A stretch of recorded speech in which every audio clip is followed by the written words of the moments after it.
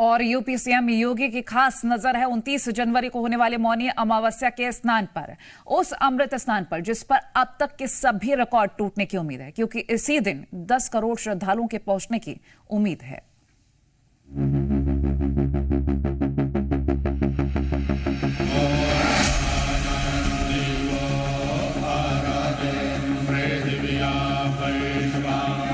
जनवरी को मौनी अमावस्या के दिन जो मुख्य मुहूर्त होगा, उस दिन वहां पर प्रयागराज में मेरा ये मानना है कि 6 करोड़ श्रद्धालु एक दिन में स्नान करेंगे।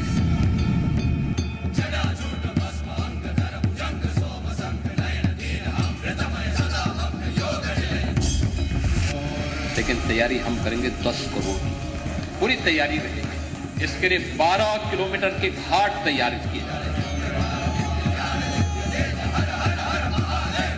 महाकुंभ में 13 दिनों में अब तक 10 करोड़ से ज्यादा श्रद्धालु डुबकी लगा चुके हैं। लेकिन अब एक ऐसा महास्नान होने जा रहा है जहां इतनी ही संख्या सिर्फ एक दिन में संगम स्नान करने के लिए प्रयागराज में मौजूद होगी।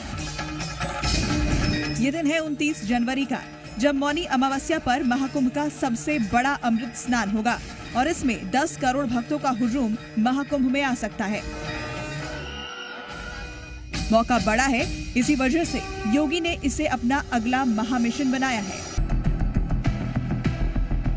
मौनी अमावस्या पर भारी भीड़ को कैसे मैनेज किया जाएगा, उनकी सुरक्षा के इंतजाम कैसे होंगे, अमृत स्नान पर साधु संतों के साथ आम लोगों को संगम में डुबकी लगाने में कोई परेशानी ना हो, इसकी तैयारियों को योगी आदित्यनाथ बारीकी से परखने के लिए प्रयागराज आए हैं। महास्नान है जो कुंभ की शोभा है, इस महाकुंभ की शोभा है।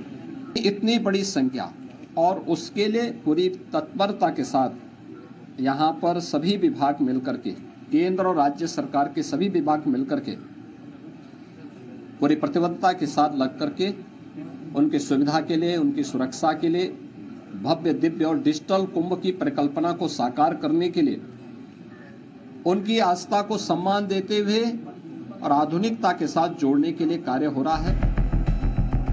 अभी से प्रयागराज में श्रद्धालुओं की बड़ी संख्या पहुंचने लगी है। संगम घाट अभी से भरने लगा है और जैसे जैसे दिन करीब आने लगे हैं, ये भीड़ और बढ़ने की संभावना है। महाकुंभ 2025 में तमाम श्रद्धालुओं का रैला देखने को मिल रहा है। देखिए, जैसे जैसे मौनी अमावस्या की तारीख नजदीक आती जा रही है, ट्रैफिक भी भयंकर होता जा रहा है। घंटों तक गाड़ियां यहां पर फंसी है, तस्वीरों के जरिए भी आपको दिखाएंगे। आप देख सकते हैं किस तरीके से दूर तक आपको सिर्फ और सिर्फ ट्रैफिक नजर आएगा। और ये ट्रैफिक कुछ 1 या 2 घंटे का नहीं, बल्कि 4 से 5 घंटे तक लोगों को इस लंबे ट्रैफिक से जूझ करके त्रिवेणी संगम तक पहुंचना पड़ रहा है। और ऐसा नहीं है कि ट्रैफिक को खुलवाने के लिए पुलिस कर्मियों की तैनाती नहीं है, बल्कि आपको जगह जगह पर पुलिस के जवान जो है वो भी तैनात नजर आएंगे, जो कि इस भयंकर जाम को खुलवाने की कोशिश उनकी तरफ से की जा रही है। मौनी अमावस्या के स्नान को पहले से ही बेहद खास माना गया है। ऐसे में अगर इस दिन अमृत स्नान किया जाए तो पुण्य कई गुना बढ़ सकता है। ऐसा माना जाता है कि मौनी अमावस्या के दिन पितृ धरती पर आते हैं। ऐसे में मौनी अमावस्या के दिन अगर अमृत स्नान करने के साथ ही पितरों को तर्पण देते हैं, उनके निमित्त दान करते हैं, तो पितरों का आशीर्वाद आपको मिलता है और महाकुंभ में ये संयोग और अद्भुत बन रहा है। 29 और 3 फरवरी के महास्नान के आयोजन को ध्यान में रख करके पूरी व्यवस्था का हम लोगों ने अवलोकन किया है और मुझे पूरा विश्वास है कि भगवान प्रयागराज और माँ गंगा की कृपा से हम लोग यहाँ पर इन दोनों स्नानों को भी सकुशल संपन्न करने में सफल होंगे। अभी तक महाकुंभ की तैयारियां हर कसौटी पर खरी उतरी हैं, चाहे वो श्रद्धालुओं के लिए इंतजाम हो या फिर सुरक्षा। हर जगह योगी सरकार की तैयारी पूरी नजर आई है। कुछ ऐसा ही इस महास्नान में भी नजर आने वाला है। मौनी अमावस्या पर भीड़ को देखते हुए संगम नोज या बाकी जोन पर 27 से लेकर 29 जनवरी को मूवमेंट कम से कम रखने के निर्देश दिए गए हैं। लोगों की सुविधा के लिए 12 किलोमीटर लंबे घाट का निर्माण किया गया है।